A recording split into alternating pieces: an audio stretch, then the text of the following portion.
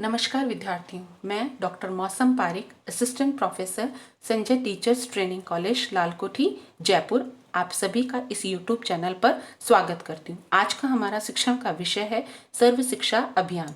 सर्व शिक्षा अभियान सबके लिए शिक्षा हेतु एक जन आंदोलन है जिसका उद्देश्य विद्यालय गतिविधियों में समुदाय की सक्रिय सहभागिता से सभी समुदायों एवं वर्गों को संतोषप्रद, गुणवत्तापूर्ण, उपयोगी एवं प्रासंगिक शिक्षा उपलब्ध कराना है।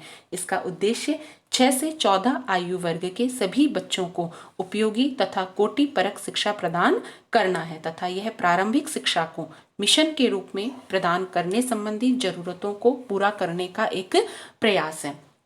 सर्व शिक्षा अभियान का प्रारंभ अर्थात इसकी रूपरेखा 1998 से प्रारंभ हुई थी। 1998 में जब देश के प्रधानमंत्री अटल बिहारी वाजपेयी तथा देश के मानव संसाधन विकास मंत्री मुरली मनोहर जोशी थे, तब उन्होंने देश के शिक्षा मंत्रियों का एक सम्मेलन बुलवाया और उस सम्मेलन की रणनीति के अनुसार वर्ष 2000 में सर्व शिक्षा अभियान की योजना तैयार हुई, क्योंकि किसी भी कार्य को करने के लिए उसकी एक सुदृढ़ योजना बनाना आवश्यक होता है। इसी प्रकार वर्ष 2000 में सर्व शिक्षा अभियान की योजना बनाई गई। वर्ष 2001-2 से सर्व शिक्षा अभियान लागू हुआ। सर्व शिक्षा अभियान के लिए प्रारंभ में केंद्र व राज्य सहयोग राशि 85:15 निर्धारित की गई थी, जो वर्तमान में 65:35 निर्धारित की गई है। सर्व शिक्षा अभियान के लिए राष्ट्रीय स्तर पर एक संचालन समिति गठित की गई है। इस संचालन समिति का अध्यक्ष प्रधानमंत्री होता है, जबकि उपाध्यक्ष मानव संसाधन मंत्री होता है। प्रत्येक राज्य में इसके संचालन हेतु एक नोडल एजेंसी बनाई गई है। इसी प्रकार राजस्थान में इसके लिए राजस्थान प्राथमिक शिक्षा परिषद शिक्षा संकुल जयपुर नोडल एजेंसी बनाई गई है। राज्य में सर्व शिक्षा अभियान का मुखिया मुख्यमंत्री व उपाध्यक्ष शिक्षा मंत्री होता है। सर्व शिक्षा अभियान के उद्देश्य इस प्रकार हैं: 6 से 14 वर्ष आयु वर्ग के बालक बालिकाओं हेतु समुचित शिक्षा की व्यवस्था करना। द्वितीय उद्देश्य है प्रौढ़ शिक्षा के क्षेत्र में कार्य करना। तृतीय उद्देश्य है बुनियादी शिक्षा के क्षेत्र में कार्य करना। नेक्स्ट, ग्राम स्तर पर सभी प्रकार के भौतिक और मानवीय संसाधनों का विकास करना, अर्थात गांव-गांव में ढाणी-ढाणी में विद्यालय भवन स्थापित करना तथा वहां पर जितने भी मानवीय संसाधनों की तथा अन्य भौतिक संसाधनों की आवश्यकता है उन्हें उपलब्ध करवाना। नेक्स्ट, ग्रामीण बालिकाओं की शिक्षा के लिए शिक्षा की विशेष व्यवस्था करना। नेक्स्ट, बालक को अधिगम की संपूर्ण संभावनाओं से जोड़ना, अर्थात जितनी भी संभावनाएं हमें लगती है कि बालक इससे अधिगम कर सकता है, उन सभी संभावनाओं को अधिगम प्रक्रिया से जोड़ना। किसी भी कार्य के लिए केवल योजना बनाना पर्याप्त नहीं होता, बल्कि उसको क्रियान्वित करने के लिए भी एक सुदृढ़ ढांचा तैयार करना आवश्यक होता है। तो इसी प्रकार सर्व शिक्षा अभियान के कार्यों के संचालन हेतु ब्लॉक स्तर पर खंड संदर्भ केंद्र की स्थापना की गई है। खंड संदर्भ केंद्र अर्थात ब्लॉक रिसोर्स सेंटर।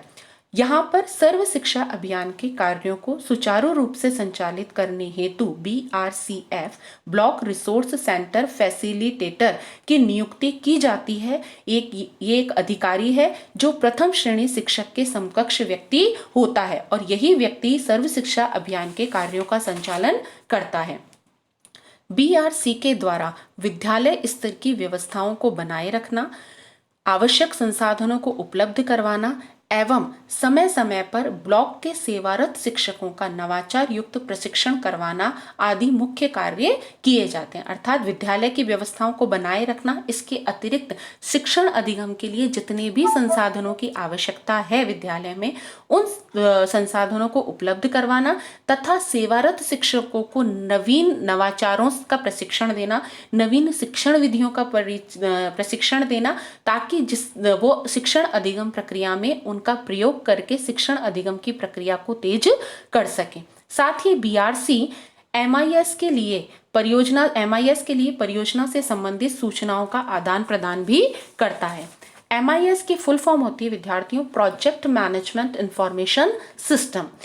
इसके द्वारा किसी योजना से संबंधित सूचनाओं का आदान प्रदान किया जाता है और इन सूचनाओं को प्रेषित करने के लिए न्यूपा के द्वारा जिला शैक्षिक सूचना तंत्र के नाम पर एक प्रपत्र बनाया गया है, जिसे डाइस प्रपत्र कहते हैं, district information system for education.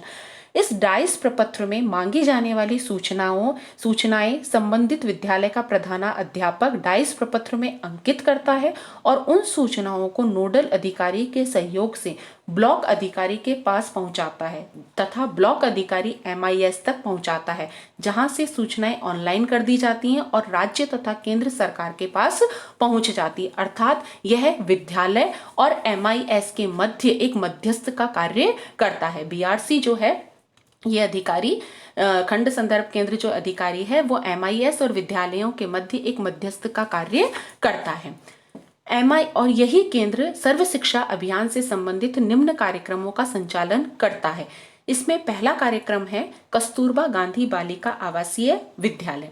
Kasturba Gandhi आवासीय विद्यालय है, इसमें आरक्षित वर्ग की ग्रामीण बालिकाओं के लिए आवासीय विद्यालय की व्यवस्था के नाम से सत्र 2004-05 में कस्तूरबा गांधी विद्यालयों का प्रारंभ किया गया।